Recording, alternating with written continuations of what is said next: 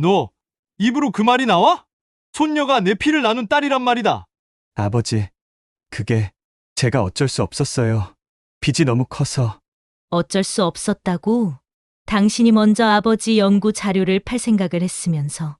연구자료? 그래. 내 평생의 연구가 문제였구나. 그런데 왜 하필 우리 예은이를 해친 거냐? 예상치 못한 실수였어요. 하지만 아직 방법은 남아있답니다, 아버지. 쓸데없는 소리 듣기 싫고 내 손녀를 되돌려줘. 너희가 무슨 짓을 한 거냐고. 어쩌다 함께한 가족 모임에서 드러난 배신과 음모의 이야기는 지금부터 시작됩니다. 잠깐 오늘 이야기 시작하기 전에 무료인 댓글, 구독, 좋아요는 저에게 큰 힘이 됩니다. 여러분의 작은 손길 하나하나가 좋은 이야기를 오래 전해드릴 수 있는 소중한 밑거름이 됩니다. 그럼 오늘 이야기를 시작하겠습니다. 연구실 창밖으로 아침 해가 비칠 때쯤 난 오늘을 기록하기 위해 일기를 꺼냈다. 오랜만에 온 아들 내외와 손녀를 맞이하는 날. 펜 끝이 살짝 멈췄다. 평생을 이 현미경, 시험관과 살아왔는데 정작 내 피부치를 맞이하는 이 순간이 더 조심스러웠다. 온통 하얀 실험실을 청소하며 내 옷깃도 만져보았다. 손녀 녀석이 좋아하는 딸기 케이크도 미리 사다 놓았는데 무슨 일이 있어도 이 평온한 하루만은 망치고 싶지 않았다. 아버지, 다녀왔습니다. 할아버지, 문을 열며 들려오는 아들의 목소리와 그 뒤에서 뛰어오는 손녀 예은이의 환한 목소리에 가슴이 뭉클했다. 예은이는 금방이라도 날아올라 버릴 것처럼 팔짝팔짝 뛰면서 내 허리를 꽉 안았다. 할아버지, 보고 싶었어요. 예은아, 조심해. 할아버지 힘들어하신다. 며느리 미경이의 말에 예은이는 살짝 으쓱였지만 손을 놓지 않았다. 나는 고개를 저으며 예은이의 머리를 토닥였다. 괜찮아. 할아버지는 우리 예은이 보면 힘이 불끈 난다. 아들 재혁은 여전히 어색하게 서서 손에 든 과일 바구지를 내밀었다. 아버지, 좀 드세요. 그 모습이 어릴 적 그대로여서 문득 그가 대학 들어가기 전까지 함께 살던 시절이 생각났다. 그때는 좀 더 내가 다정했더라면 좋았을 것을. 아직도 나를 피하는구나. 거실로 자리를 옮겨 앉으니 예은이가 호기심 가득한 눈으로 연구실 구석구석을 둘러보았다. 할아버지, 저거 뭐예요? 진짜 크다. 저 거대한 분자 구조 모형을 가리키며 물었다. 그거 이 세상 모든 게 다 작은 알갱이로 되어 있다는 걸 보여주는 거란다.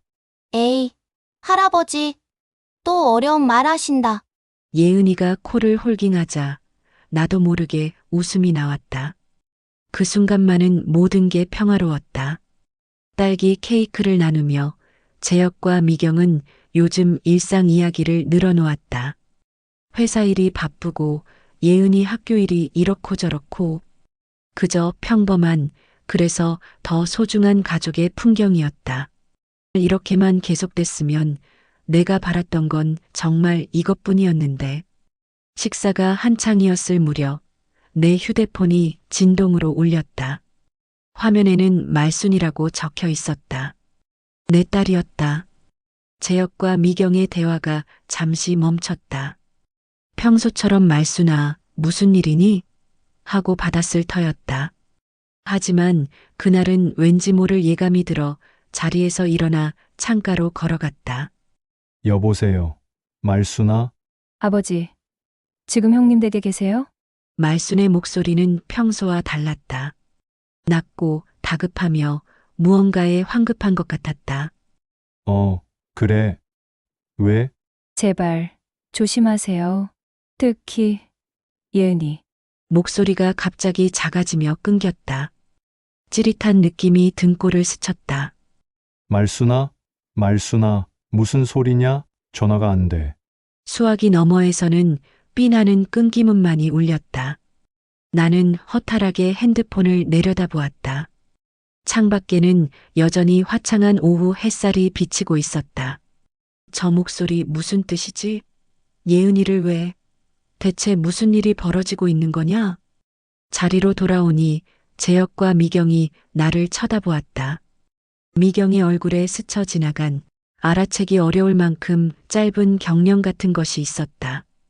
재혁은 웃으며 물었다. 누구예요? 아버지? 말순이요? 무슨 일 있다고? 아니, 별일 아니다. 내가 대답했지만 목소리엔 빈틈이 있었다. 예은이는 아무 일도 모르는 얼굴로 케이크를 먹고 있었다. 아무 일도 없어. 괜한 상상이다. 평온한 이 하루에 그림자 같은 불안이 스멀스멀 기어오르기 시작했다. 말순의 전화가 뚝 끊긴 후 식탁 공기는 순식간에 무거워졌다. 내 가슴 속엔 조심하라는 그 말이 쇠모처럼 박혀 맴돌았지만 재혁과 미경을 향해선 별일 아니란다는 말밖에 할 수 없었다. 괜한 불안으로 이 소중한 시간을 망치고 싶지 않았으니까. 예은이는 여전히 딸기 케이크를 즐겁게 먹고 있었고 나는 그 모습을 보며 스스로를 달랬다. 침착해라, 영감. 말순년이 평소에도 가끔 그렇지 않나?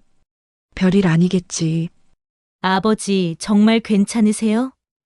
얼굴색이 안 좋아 보이는데. 에이, 괜찮다. 조금 전에 실험을 하다가 머리가 아팠던 게 아직도 이럴 때가 있지. 미경이 걱정스럽게 묻는 말에 나도 모르게 실험실을 핑계댔다.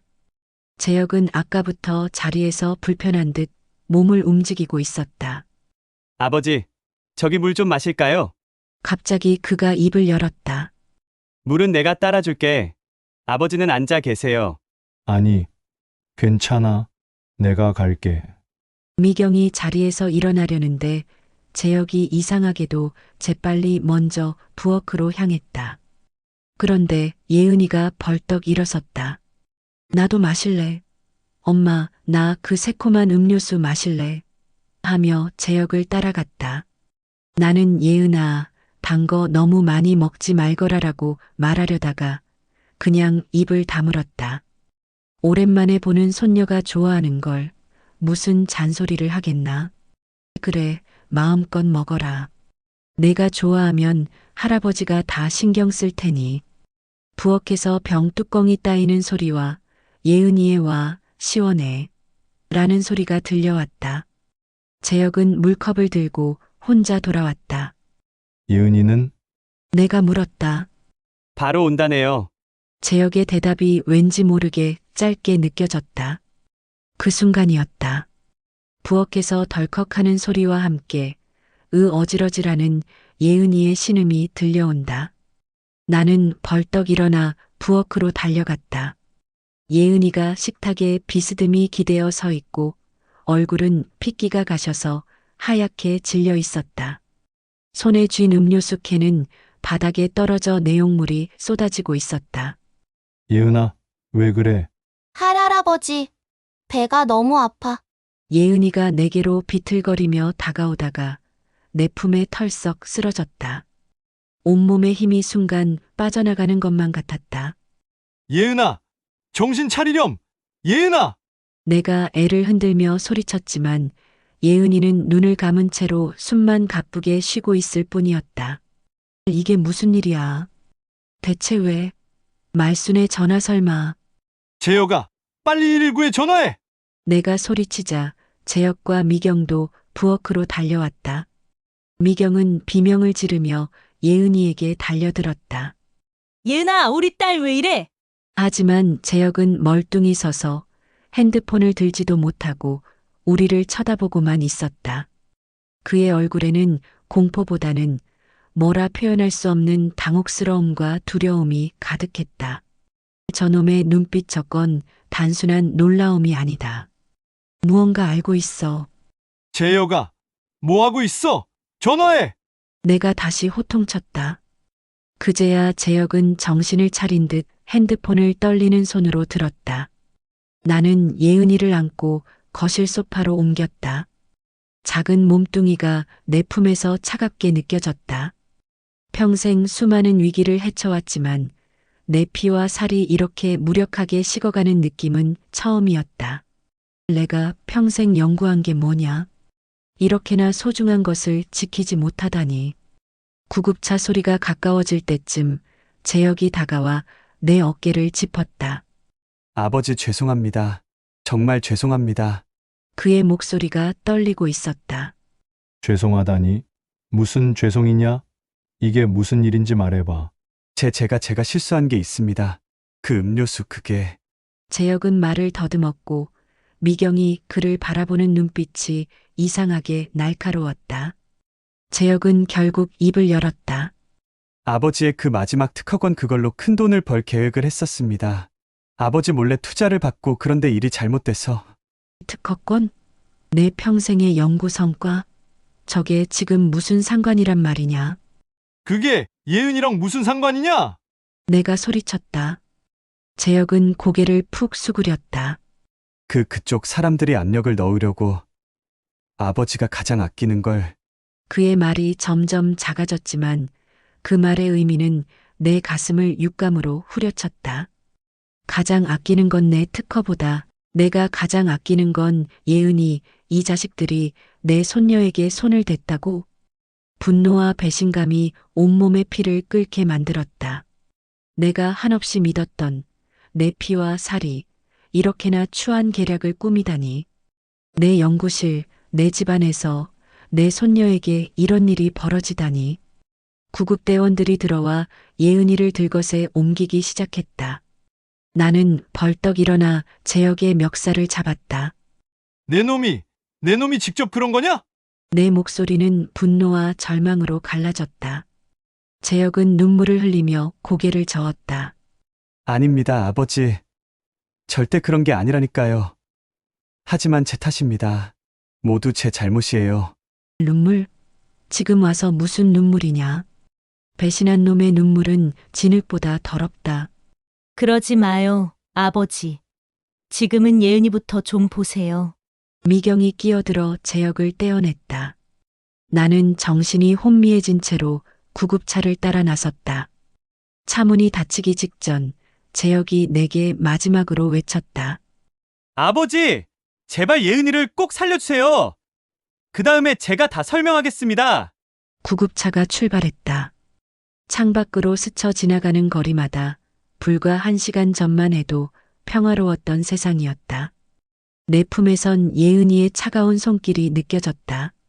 예은아, 겁내지 마라. 할아버지가 있다. 내가 무슨 일을 당했는지, 누가 이렇게 했는지 할아버지가 다 알아낼 것이다. 반드시 내가 평생 해왔던 그 명랑한 웃음을 다시 찾아주마. 이게 내가 지켜야 할 마지막 책임이다. 구급차 안은 삐걱거리는 소리와 메스껍게 돌아가는 사이렌 소리로 가득했다. 예은이의 이마에 흐르는 땀을 닦아주며 내 손가락이 자꾸만 멈춰섰다. 이 작은 얼굴이 이렇게나 창백해질 수 있다는 게 믿기지 않았다. 평소에는 장난기가 가득해서 할아버지, 빨리 오세요. 하며 연구실 복도를 뛰어다니던 그 아이가 정신 차려라, 예은아. 제발, 내가 무슨 죄가 있니? 환자 소화인가요? 증상은 언제부터 시작됐어요? 한 20분 전쯤이에요. 갑자기 쓰러졌어요. 의료진의 질문에 내 대답이 떨렸다. 나는 평생 데이터와 증상을 분석해왔지만 지금 내 손녀의 상태를 제대로 설명할 수 없다는 게 한심하게 느껴졌다. 창밖으로 스쳐 지나가는 건물들마다 재혁의 말이 머릿속을 맴돌았다. 특허권, 투자, 압력. 그 단어들이 톱니바퀴처럼 맞물리기 시작했다. 내 특허를 노린 거군. 그런데 왜 예은이에게? 가장 아끼는 걸 건드리면 내가 굴복할 거라고 생각한 거냐?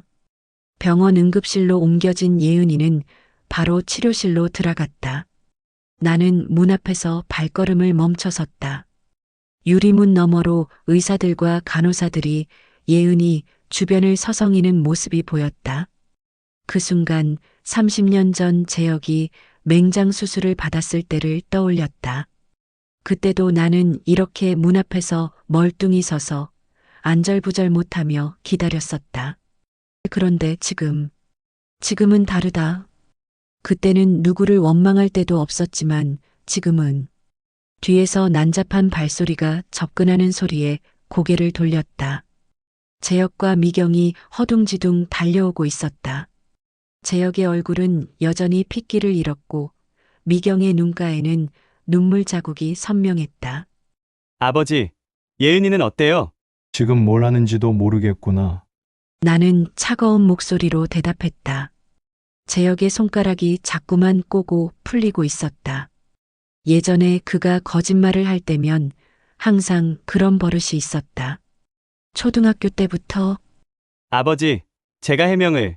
해명! 지금 그게 중요한 게 아니야! 예은이가 깨어나기 전까지는 내 입을 다물어라! 내 목소리에 화가 서려 있었지만 이상하게도 힘만 빠지는 느낌이었다. 미경이 재혁의 소매를 잡아당겼다. 여보, 지금 그럴 때가 아니에요. 저 여자는 뭘 아는 거야? 분명히 공범이지. 의사가 문에서 나왔다. 일단 진정제를 투여하고 있습니다. 검사 결과에서 이상 수치가 나왔어요. 특정 성분에 대한 중독 증세로 보입니다. 중독이라고요? 대체 무슨... 혹시 평소에 먹지 않던 음식이나 음료수를 섭취한 적이 있나요?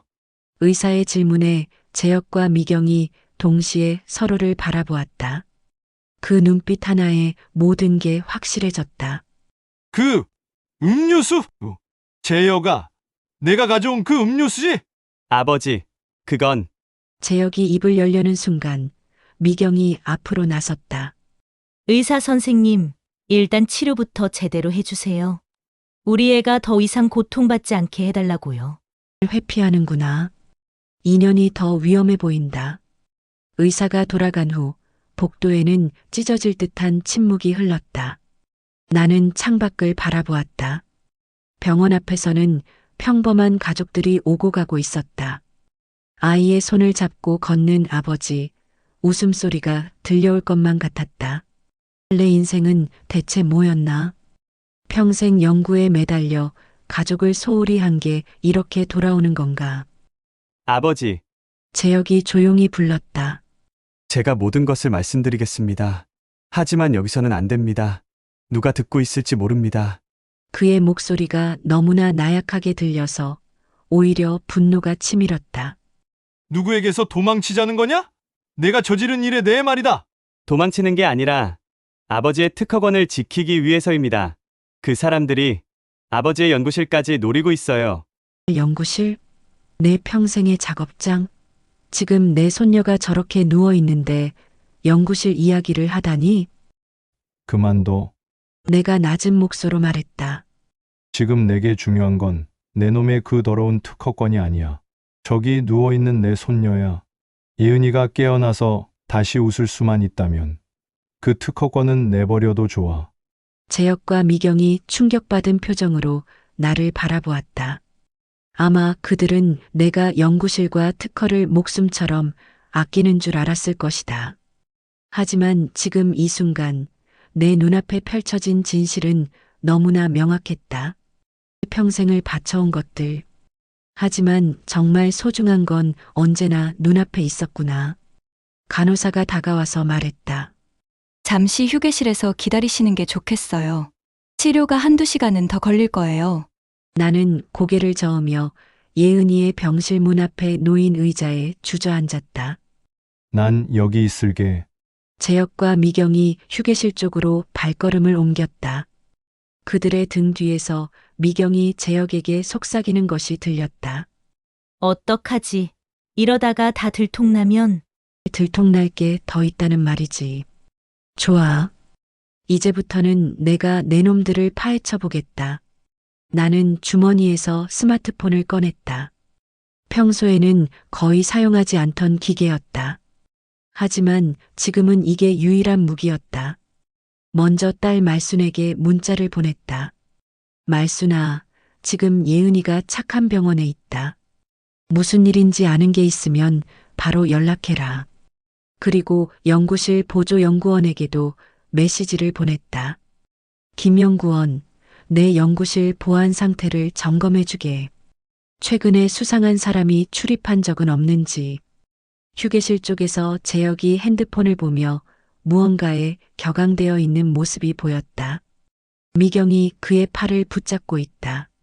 또 무슨 꾸민 수가 있는 거냐? 하지만 이번에는 내가 뒤처지지 않겠다. 예은아, 기다려라. 할아버지가 반드시 진실을 찾아내겠다. 나는 의자에 기대어 눈을 감았다. 머릿속으로 오늘 발생한 모든 일을 재구성하기 시작했다. 아들의 불안한 행동, 며느리의 수상한 눈빛, 딸의 경고 전화. 이 퍼즐 조각들을 맞추기 시작하자 어둡고 위험한 그림이 서서히 드러나고 있었다. 병실 복도의 벽시계는 새벽 2시를 가리키고 있었다.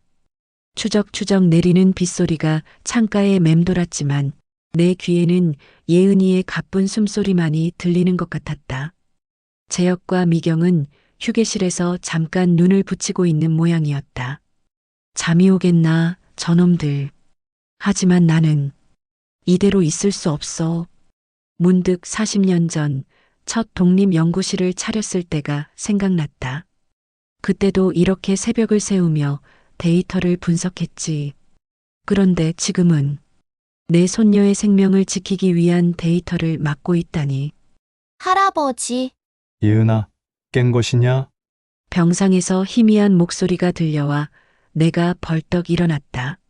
하지만 예은이는 여전히 의식이 없는 채로 입만 살짝 움직이고 있었다. 할아버지. 맛있어. 예은아, 정신 차리렴. 할아버지 여기 있다. 내가 그녀의 손을 꼭 잡았지만 예은이는 다시 정적 속으로 빠져들었다.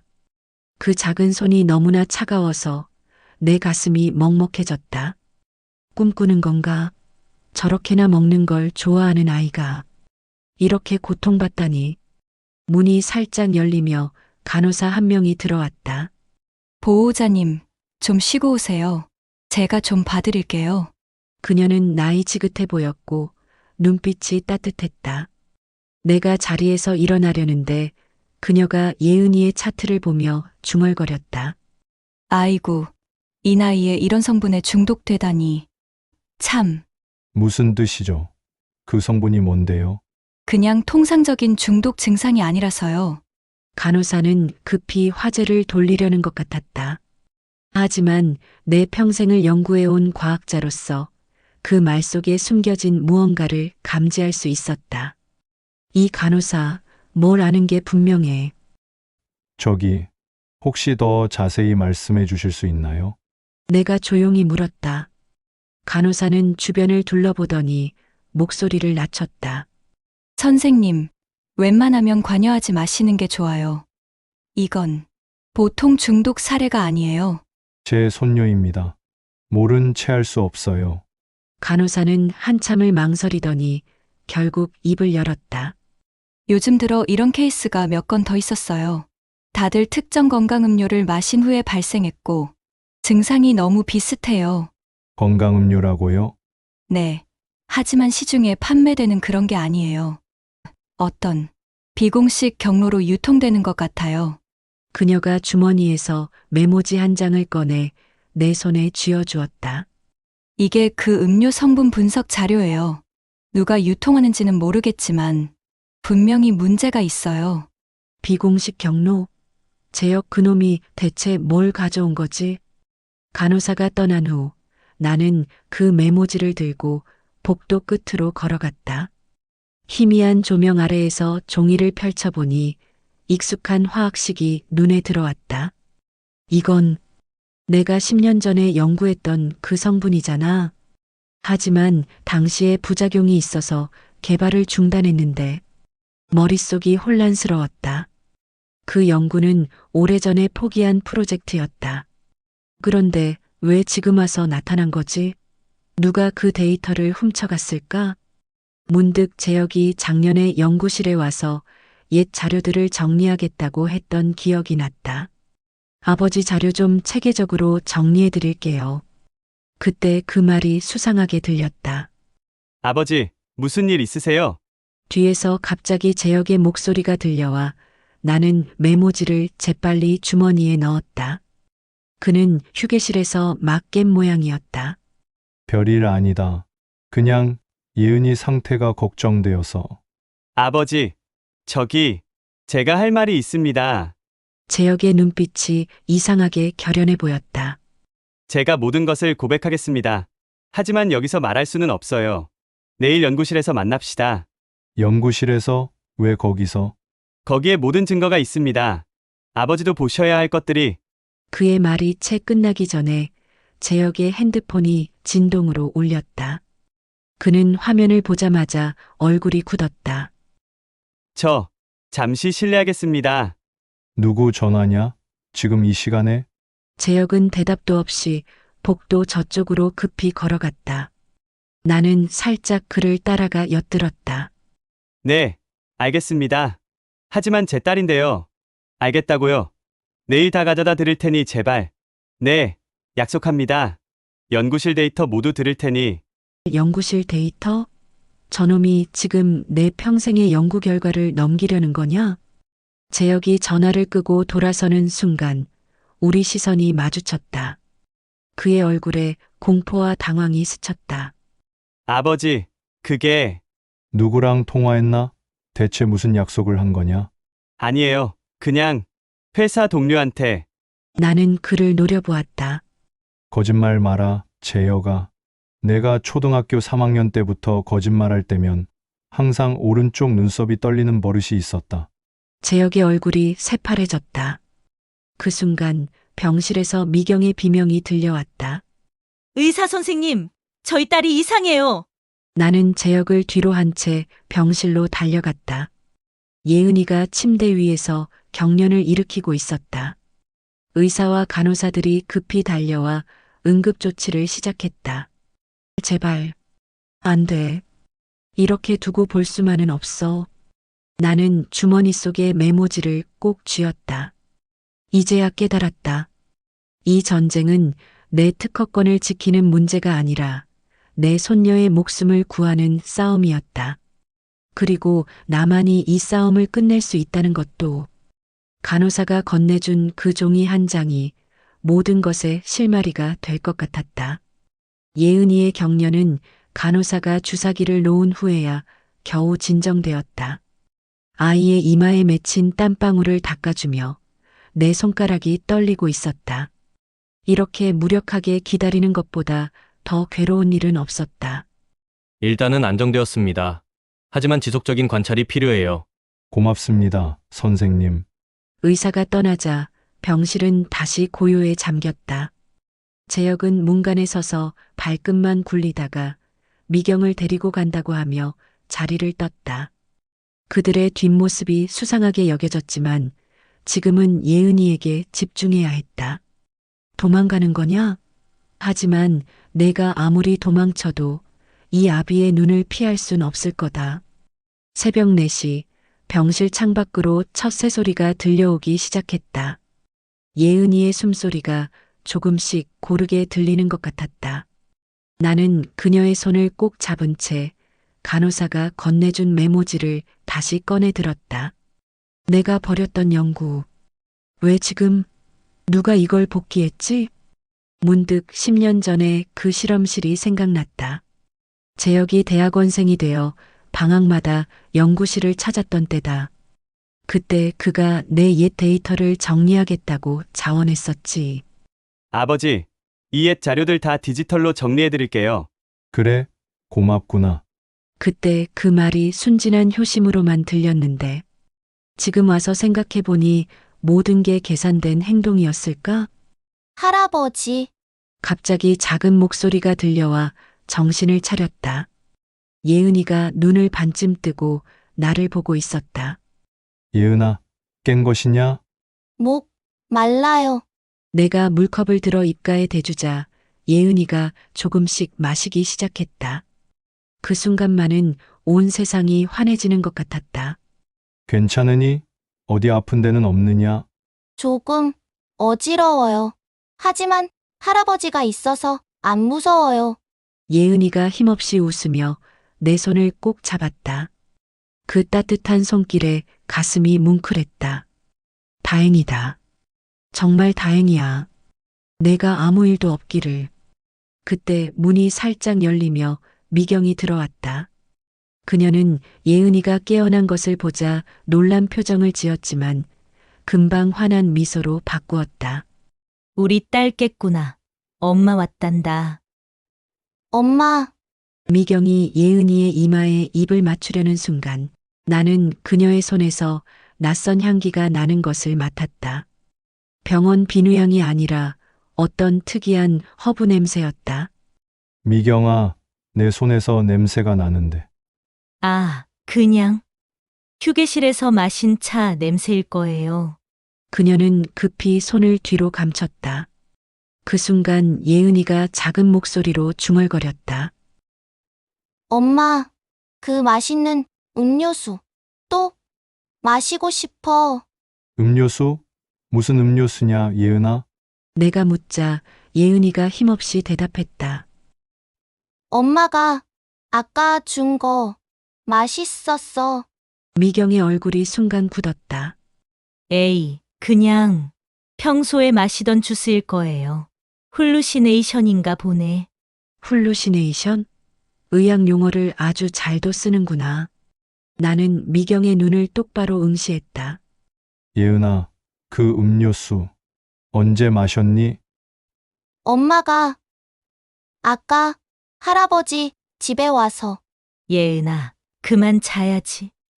미경이 재빨리 말을 끊으며 예은이를 재웠다. 하지만 이미 중요한 말은 다 나온 뒤였다. 아까 집에 와서? 그럼 재혁이 준 게 아니라 미경이? 나는 일어서서 미경 앞에 섰다. 나와 좀 이야기하자. 복도로 나와서 나는 그녀를 마주 보았다. 대체 무슨 일이야? 미경아, 내가 예은이에게 뭘 준 거냐? 아버지, 무슨 소리를. 거짓말 마.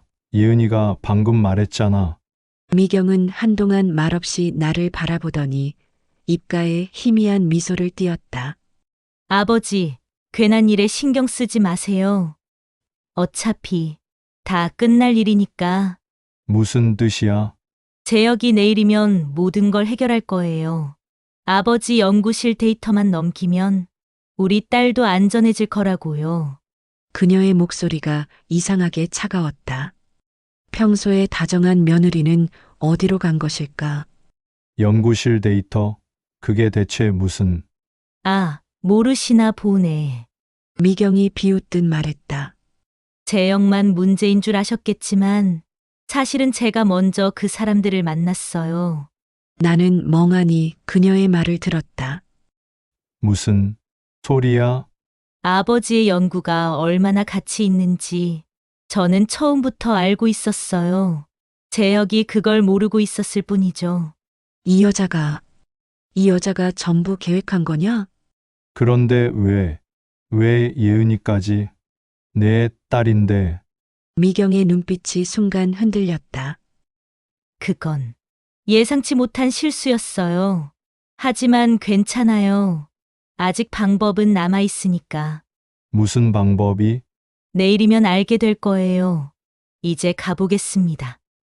미경이 돌아서려는 순간 내가 그녀의 팔을 잡았다. 너, 내 손녀를 위해선 무엇이든 할 각오가 되어 있다. 그녀는 내 손을 뿌리치고는 비웃으며 말했다. 아버지도 그렇지 않나요? 평생의 연구를 위해서라면 그녀가 떠난 후 나는 홀로 복도에 서서 오랜 시간을 멍하니 보냈다. 머릿속에서 모든 조각들이 맞춰지기 시작했다. 미경의 계략, 재혁의 어리석음, 그리고 내가 모르는 사이에 펼쳐지는 모. 내가 바보였어. 가족이라고 믿었는데. 하지만 이제 깨어났다. 병실로 돌아와 예은이의 잠든 얼굴을 보았다. 이 아이를 지키기 위해서라면 평생의 연구쯤은 눈 하나 깜짝하지 않고 버릴 각오가 되어 있었다. 주머니에서 핸드폰을 꺼내 연구실 보안 시스템을 가동했다. 내일을 기다릴 필요가 없었다. 지금 당장 진실을 파헤쳐야 할 때였다. 미경아, 내가 무슨 방법을 가지고 있는지 한번 보자꾸나. 이 늙은 과학자가 아직 죽지 않았음을 깨닫게 해주마. 미경이 떠난 후 병실은 고요보다도 무거운 침묵으로 가득 찼다. 예은이는 깊은 수면제에 빠져 있었고 나는 창밖이 밝아오는 것을 보며 밤새 줄곧 그 자리를 지켰다. 방법이 남아있다고? 대체 무슨 방법을 또 꾸미는 거냐? 아침 7시 병실 문이 살짝 열리며 재혁이 들어왔다. 그의 얼굴은 밤새 꼬박 세웠다는 티가 났지만 눈빛은 어젯밤과는 다르게 이상하게 고요했다. 아버지, 좀 쉬세요. 제가 보겠습니다. 괜찮다. 내가 갈 데나 가라. 내 차가운 반응에 재혁은 병상 앞에 조용히 앉았다. 그는 예은이의 잠든 얼굴을 보며 한참을 말없이 있었다. 그러다 갑자기 눈물을 흘리기 시작했다. 정말 미안합니다. 아버지, 지금 와서 무슨 눈물이냐? 내가 한 짓을 생각해봐. 재혁은 눈물을 닦으며 고개를 들었다. 저도 모르고 했습니다. 처음에는 그냥 좀 더 잘 살아보겠다는 생각뿐이었어요. 잘 살아보겠다고? 내 딸의 목숨을 걸 만한 일이냐? 그게 점점 커졌어요. 빚이 생기고 위협을 받기 시작했죠. 그는 주머니에서 지폐 한 뭉치를 꺼내 놓았다. 이게 마지막입니다. 오늘만 넘기면 우리를 놔준다고 했어요. 돈, 지금 그게 문제가 아니잖아. 재혁아, 내 아내가 무슨 일을 꾸미는지 알고 있느냐? 내 물음에 재혁의 얼굴이 순간 굳었다. 미경이요? 그녀는 그냥 저를 돕고 있을 뿐입니다. 돕고 있다고? 그녀가 예은이에게 음료수를 준 게 알고 있었나? 네, 그건 무슨... 재혁의 당황한 반응이 진짜처럼 보였다. 아버지, 그건 오해입니다. 분명히 제가... 내가 어젯밤 예은이가 깨어나서 직접 말했다. 엄마가 집에 와서 줬다고. 재혁의 얼굴이 백지처럼 하얗게 질렸다. 그럴 리가... 미경이 그럴 리가 없어요. 그녀가 왜... 내가 모르는 일이 많구나. 미경은 내가 생각하는 그런 여자가 아니다. 나는 간호사에게 받은 메모지를 내밀었다. 이것 봐라. 내 오래된 연구 데이터에서 나온 성분이야. 내 아내가 그걸 알고 있었을 거다. 재혁은 메모지를 보며 손이 떨리고 있었다. 이게 대체...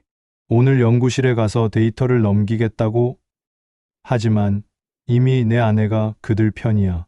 그 순간 재혁의 핸드폰에서 진동이 울렸다. 화면에는 미경이라는 이름이 떴다. 재혁이 전화를 받자 수화기 너머로 미경의 날카로운 목소리가 들려왔다. 어디야? 왜 아직도 안 나오는 거야? 지금 병원이야. 예은이 상태가... 그건 이제 상관없어. 9시까지 연구실로 와. 그렇지 않으면 우리 모두 끝장이야. 전화가 끊겼다. 재혁은 멍하니 핸드폰을 바라보고 있었다. 들었나? 내 아내의 진짜 얼굴을. 아니, 이럴 순 없어. 재혁이 벌떡 일어나며 내게 매달렸다. 아버지, 제발 도와주세요. 우리 예은이를 구해야 해요. 지금 내 입으로 우리 예은이라는 말이 나오나? 내가 그 아이를 이 지경으로 몰았으면서. 재혁은 바닥에 주저앉아 통곡을 했다. 죄송합니다. 정말 죄송해요. 하지만 지금은 서로 원망할 때가 아니에요. 그 사람들이 정말 위험한 사람들이라고요. 눈물? 지금 와서 눈물로 뭘 하겠다는 거냐? 이미 상처는 너무 깊어. 재혁아, 일어나거라. 내 눈물에 속지 않는다. 그러나 재혁은 계속 바닥에 엎어져 울고 있었다. 아버지, 제가 어릴 때 기억나세요? 아버지가 연구실에서 늦게 돌아오시면 저는 항상 문 앞에서 기다렸잖아요. 그때는 아버지가 세상에서 가장 대단한 분이라고 생각했어요. 그런 아버지처럼 되고 싶었는데 재혁이 고개를 들었다. 그의 눈에는 눈물과 함께 이상한 광기가 스쳐 지나갔다. 이미 늦었어요. 하지만 아직 기회는 있습니다. 아버지가 데이터만 넘겨주시면. 아직도? 지금까지 일을 겪고도 아직 그 말이 나오다니? 내가 정말 내 아들이 맞기는 하냐? 피도 눈물도 없는 짐승처럼 굴고 있구나. 재혁은 잠시 멍하니 있다가 갑자기 평정을 되찾은 듯한 표정을 지었다. 알겠습니다. 제가 직접 해결하겠습니다. 그가 일어나 문 쪽으로 걸어갔다. 하지만 그의 뒷모습에서 어젯밤과는 다른 냉랭한 결의가 느껴졌다. 재혁아, 어디 가는 거냐? 아버지는 여기서 예은이를 지키세요. 이게 제가 할 마지막 일일 겁니다. 문이 닫히며 나는 홀로 병실에 남았다. 창밖에서는 평범한 사람들이 평범한 하루를 시작하고 있었다. 그런데 왜 내 인생만 이렇게 뒤틀려 버린 걸까? 내 피를 나눈 아들. 그런데 지금 그놈의 눈빛을 보니 다시 한번 배신할 것만 같아. 예은이의 병상 옆으로 가서 그녀의 차가운 손을 내 손으로 감쌌다. 이 아이만은 반드시 지켜내야 했다. 그때 내 핸드폰에 문자가 도착했다. 아버지, 저 말순이에요. 오늘 오후에 병원으로 갈게요. 중요한 걸 알아냈어요. 말순이? 그렇지. 내게는 아직 딸이 하나 남아 있었구나. 하지만 동시에 또 다른 문자가 도착했다. 선생님, 연구실 보안 시스템에 침입 시도가 있었습니다. 오늘 새벽 5시 23분. 벌써 움직였구나. 좋아. 이제 내 차례다. 나는 예은이의 이마에 입을 맞추었다. 할아버지가 갔다 올 테니 꼭 다시 돌아올게. 병실 문을 나서며 나는 이 싸움이 이제부터 진짜 시작임을 느꼈다. 가족이라는 이름으로 뒤덮인 거짓말들과 그 속에서도 반짝이는 희망을 위해서라면 이 늙은 몸을 다 던져야겠다. 병원을 뛰쳐나와 연구실로 향하는 택시 안에서 내 핸드폰이 진동을 타고 울렸다. 말순이었다. 아버지, 드디어 연락이 됐네요. 말순아, 지금 어디냐? 무슨 중요한 걸 알아냈는데? 택시기사가 의아한 눈치로 백미러를 통해 나를 쳐다봤지만 신경 쓸 겨를이 없었다. 며느리가 문제예요, 아버지. 그 여자, 원래 이름이 미경이가 아니라고요. 무슨 소리야? 말순의 목소리가 헐떡거리며 이어졌다. 제가 옛날 사진을 뒤지다가 발견했어요. 대학 다닐 때 찍은 사진 속의 미경이랑 지금의 미경이는 완전히 다른 사람이에요. 다른 사람? 그럼 저 여자는 대체? 그리고 더 중요한 게 있어요. 그 여자, 아버지의 옛 연구실 동료였던 김 박사랑 연결되어 있다고요. 김 박사? 그 자식이? 10년 전 내가 그 유명무실한 성분 연구를 중단하기로 했을 때 가장 격렬히 반대했던 동료다. 그 후 도난당한 실험 데이터, 모든 게 연결되기 시작했다. 말순아, 정말로 확인했느냐? 네. 제가 김 박사 연구실 직원에게 직접 확인했어요. 며느리가 최근까지 거기 출입했다고요. 속았어. 완전히 속았구나. 연구실 건물 앞에서 내려서자 이상하게도 출입문이 열려 있었다. 보안 경비원의 모습은 보이지 않았고 로비는 적막하게 가득 차 있었다. 말순아, 나 연구실 도착했다. 경찰에 연락해줘. 지금 당장. 알겠어요. 아버지 조심하세요. 엘리베이터가 올라가는 동안 나는 주머니에서 오래된 연구실 열쇠를 꺼냈다. 이 열쇠만이 김 박사가 모르는 비밀 통로로 연결되어 있었다. 10년 만에 다시 쓰게 될 줄이야. 비밀 통로는 연구실 뒤편 서재 책장 뒤에 있었다. 조용히 문을 열자 안에서 재혁과 미경의 목소리가 들려왔다. 여기서 어떻게 된 거야? 아버지가 벌써 데이터를 옮긴 게 아닐까? 그럴 리 없어. 아버지는 이 시스템을 믿어서 다른 곳에는 안 둘 거야. 미경의 목소리가 날카로웠다. 9시까지 데이터를 못 찾으면 우리 진짜 끝장이야. 내가 그 사람들 얼마나 무서운지 알면서 그래도 아버지 연구실을 이렇게 막 하긴 뭘 해? 지금 와서 착한 척하려고? 내가 이미 동의한 일이야. 나는 책장 틈으로 그들을 내다보았다. 미경은 컴퓨터를 해킹하고 있었고 재혁은 망설이는 듯 주변을 서성이고 있었다. 해킹? 내 아들이 내 연구실에서 해킹을 하다니. 그때 재혁이 갑자기 소리쳤다. 안 되겠어! 그만두자! 미경아! 우리 그냥 도망치자! 미쳤어? 지금 그게 무슨 소리야? 아버지께 모든 걸 고백하자! 제발! 미경이 일어나 재혁을 내리쳤다. 정신 차려! 우리 지금까지 한 게 뭐라고 생각해? 단순한 사기 행각이 아니야. 이건 대체 뭐냐? 내가 책장 뒤에서 나오자 둘은 얼어붙은 듯 멈춰섰다. 아버지. 아, 참. 드디어 오셨군요. 미경이 먼저 정신을 차렸다. 그녀의 눈빛에서 더 이상의 위선은 사라지고 노골적인 적의가 드러나고 있었다. 김 박사의 부하 맞지? 그자가 너를 보내서 내 연구실을 노리게 한 거지. 아버지, 뭐라고! 잠깐, 재혁아. 할 말이 있는 것 같으니 들어주자. 미경이 비웃으며 내게 다가왔다. 맞아요. 전 김박님이 보낸 사람이에요. 10년 전 당신이 벌인 그 연구. 그게 사실은 대박이 될 거였어요. 그래서 내 아들을 유혹하고 내 손녀까지 해친 거냐? 유혹이라고? 당신 아들이 스스로 넘어온 거예요. 재혁이 바닥에 주저앉았다. 미경아! 너 나를! 당신 같은 약한 남자 누가 좋아하겠어? 임무였어. 임무. 그럼 예은이는 내가 임신까지 한 것도 임무였냐? 미경의 얼굴에 희미한 동요가 스쳤다. 그건 예상치 못한 실수였어. 실수? 인간의 생명을 실수라고? 이제 끝이다. 미경. 아니, 자네 본명이 뭔지는 모르겠지만 그때 연구실 문이 열리며 김 박사와 2명의 남자가 들어왔다. 시간 다 됐는데 자료는? 김 박사, 오랜만이군. 오, 박사님. 늘 좋은 연구만 하시더니 이제 와서 발을 빼시려고요? 김 박사가 능글맞게 웃었다. 그 성분의 부작용은 조금만 수정하면 되는 건데 당신이 너무 성급하게 포기했어요. 지금 내 손녀가 병원에 누워 있는 것도 다 그 때문이야.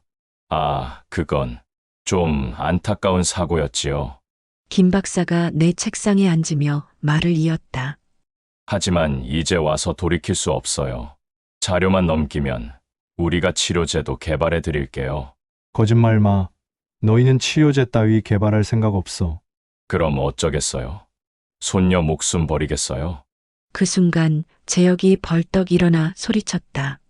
그만둬! 다 그만두자고! 재혁이 김 박사를 향해 달려들었지만 옆에 있던 남자들에게 제지당했다. 아버지, 죄송합니다. 정말 죄송해요. 재혁아, 미경이 내게 다가왔다. 이제 선택하세요. 자료를 넘기시든가 아니면 그녀가 내 연구 자료가 담긴 서버를 가리켰다. 이 모든 걸 없애버리든가. 평생의 연구. 하지만 예은이의 목숨. 알겠어. 자료를 주지. 내가 서버 쪽으로 걸어가자 모두가 날 예의주시했다. 하지만 나는 자료를 넘기는 대신 비상 삭제 버튼을 눌렀다. 삭제 시작. 10초 후 모든 데이터가 영구 삭제됩니다. 뭐야? 미친 놈아, 멈춰! 아버지, 하지 마세요. 김 박사와 미경이 달려들었지만 이미 늦었다. 데이터 삭제 완료. 끝이다. 이제 더 이상 너희에게 이용당할 것은 없어. 연구실이 순간 아수라장이 되었다. 하지만 창밖에서 경찰 차량 사이렌 소리가 점점 가까워지고 있었다. 모두 움직이지 마세요. 경찰입니다. 말순이 나를 찾으며 뛰어들어왔다. 아버지, 괜찮으세요? 미경과 김 박사는 경찰에 연행되기 시작했다. 재혁은 바닥에 엎어져 울고 있었다. 끝났다. 하지만 이게 진짜 끝은 아니지. 나는 재혁에게 다가가 그의 어깨에 손을 올렸다. 일어나거라, 재혁아. 이제부터가 진짜 내 인생이니 연구실 창밖으로 햇살이 비쳤다. 평생의 연구는 사라졌지만 그 빈자리를 채울 무엇인가가 이제 시작될 것만 같았다. 모든 것이 끝난 지 일주일이 지났다. 연구실은 여전히 경찰에 봉인줄이 걸려 있었지만 나는 그 앞을 스치듯 지나쳐 병원으로 향했다. 빈 연구실보다 중요한 것이 이제는 있었으니까. 병원 복도에서는 예은이의 웃음소리가 들려오고 있었다. 문을 열자 예은이가 병상에서 벌떡 일어나 팔을 벌렸다. 할아버지, 아이고, 우리 예은아, 조심해. 그녀를 아느니 몸에 살이 다시 오르기 시작했는지 전보다 따뜻하고 부드러웠다. 퇴원한다고요. 할아버지, 오늘 나갈 수 있어요. 그래, 정말 기쁜 일이구나.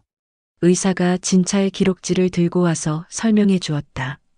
특수 중독 케이스라 완전한 회복까지는 시간이 더 필요하지만 집에서 지켜봐도 될 만큼 호전되었어요. 문 밖에서 수줍은 듯 재혁의 모습이 보였다. 그는 한쪽 구석에 서서 우리를 바라보고만 있었다. 아버지, 예은아, 아빠! 예은이는 기쁘게 재혁을 부르지만 재혁은 발걸음을 내딛지 못했다. 나는 예은이를 내려놓고 재혁 쪽으로 걸어갔다. 서 있지만 말고 들어오지. 들어가도 될까요? 그의 눈에는 지난 주간의 모든 일이 흔적으로 남아 있었다. 경찰 조사도 막 끝난 참이었다. 아버지, 정말 죄송합니다. 제가 그 말은 이제 그만하자. 예은이가 내 목소리를 듣고 싶어 한다. 재혁을 데리고 병실로 들어오자 예은이가 달려와 그의 허리를 껴안았다. 아빠, 나 이제 집에 간대. 우리 셋이 같이 살자. 응? 예은아, 미안해. 아빠가 나는 재혁의 어깨를 토득여 주었다. 갈 데가 있느냐? 임시로 내 집에나 오거라. 아버지 집에. 하지만 연구실은 연구실은 잊어라. 사람 살 곳은 얼마든지 있다. 평생의 연구가 사라졌지만 이렇게라도 가족을 되찾을 수 있다면. 퇴원 수속을 마치고 병원을 나서는데 말순이 차를 타고 와 있었다. 아버지, 예은아, 여기요. 고모, 말순이 예은이를 안아들었다. 에구, 우리 예은이 많이 살쪘네. 이제 완전히 나은 것 같아. 차 안에서 말순이 조용히 물었다. 연구실 정리하셨다고요? 정말 다 지우신 거예요? 필요한 건 머릿속에 다 들어 있으니까. 그런데, 아버지, 저기? 말순이 백미러를 통해 뒤따라오는 차를 가리켰다. 재혁이 탄 택시였다. 아직 갈 데가 없는 모양이지. 40이 넘은 아들을 다시 키우는 셈이군. 하지만 이번엔 제대로 해야지. 집에 도착하자 재혁은 문 앞에서 망설이고 있었다. 들어오지. 왜 서 있느냐? 아버지 전 괜찮을까요? 나는 문을 활짝 열며 대답했다. 내가 내 아들이라는 사실만큼은 변하지 않았으니 저녁을 먹으며 우리 셋은 오랜만에 한자리에 앉았다. 예은이는 신나서 요즘 학교 이야기를 했고 재혁은 조용히 듣고만 있었다. 아빠, 나 할아버지랑 같이 살아도 돼? 예은아, 그건 내가 재혁의 말을 끊었다. 당연히 되지. 이제 우리 셋이 같이 사는 거야. 식사 후 예은이가 잠든 뒤 나와 재혁은 베란다에 앉아 있었다. 아버지, 전 이제 어떻게 해야 할까요? 내 인생을 다시 시작해야지. 다른 방법이 있겠느냐? 재혁이 고개를 숙였다. 너무 늦은 것 같아요. 늦었다는 말은 죽기 직전에나 하는 거다. 밤 공기가 쌀쌀했지만 오히려 머리가 맑아지는 느낌이었다. 아버지의 연구 자료 정말 죄송합니다. 괜찮다. 오히려 좋은 기회인지도 모르겠구나. 나는 재혁을 바라보며 말을 이었다. 내가 어릴 때 내가 연구만 하다가 너를 소홀히 한 게 아닌가 싶어. 아버지, 이제는 내가 내 새로운 연구 과제다. 너와 예은이를 잘 돌보는 게 말이지. 다음 날 아침 나는 일어나자마자 서재로 향했다. 빈 책상 위에 새 노트를 펼쳐놓고 첫 장에 썼다. 새로운 시작 가족의 치유에 관하여. 예은이가 방문을 열고 들어왔다. 할아버지, 뭐해요? 새로운 연구를 시작하려 한다. 우리 이야기 쓰는 거예요? 나는 예은이를 안으며 웃었다. 그래, 우리 셋의 이야기를 쓰는 거란다. 창밖으로 아침 해가 비치고 있었다. 연구실의 데이터는 사라졌지만 내 마음속에는 새로운 연구 주제가 자라고 있었다. 상처는 아물 때까지 시간이 걸리겠지만 이번엔 제대로 지켜보겠다. 가족이라는 이름으로. 재혁이 조심스럽게 다가와 커피를 내려주었다. 아버지, 커피 드릴게요. 고맙구나. 저, 오늘부터 같이 연구실 정리해드려도 될까요? 나는 그의 눈을 똑바로 보았다. 그래, 이번에는 우리 함께 하자. 예은이가 내 노트에 낙서를 하며 웃었다. 나도 할래. 나도 연구할래. 평생을 외롭게 연구하다가 이렇게 함께하는 연구가 있을 줄이야. 배신과 상처를 딛고 우리는 비로소 진짜 가족이 되기 위한 첫걸음을 내디뎠다. 이번만큼은 실패하지 않도록. 여러분, 진정한 가족이란 무엇일까요? 혈연이 아니라 서로를 향한 믿음과 책임이 아닐까 싶습니다. 배신과 상처는 깊었지만 그 속에서 저는 오히려 진정으로 지켜야 할 것이 무엇인지 깨달았습니다. 지금도 예은이는 제 옆에서 할아버지, 같이 놀자 라고 조릅니다. 그 소리가 세상 어떤 성과보다 값지게 느껴지는 이 순간, 모든 상처는 마침내 평화로 향하는 길이 됩니다. 여러분의 인생에도 언제나 새로운 시작의 희망이 함께하기를 바랍니다. 오늘도 제 이야기를 끝까지 들어주셔서 고마워요. 그러고 구독과 좋아요도 잊지 않으셨죠? 여러분 모두 행복하세요. 그럼 다음 이야기에서 또 만나요. 안녕히 계세요.